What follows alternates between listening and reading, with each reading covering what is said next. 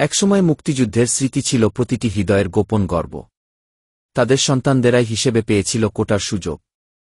কিন্তু এবার সেই কোটার দরজা বন্ধ হল। তাদের নাতিনাতনীদের জন্য আর সহজ নয় পথ।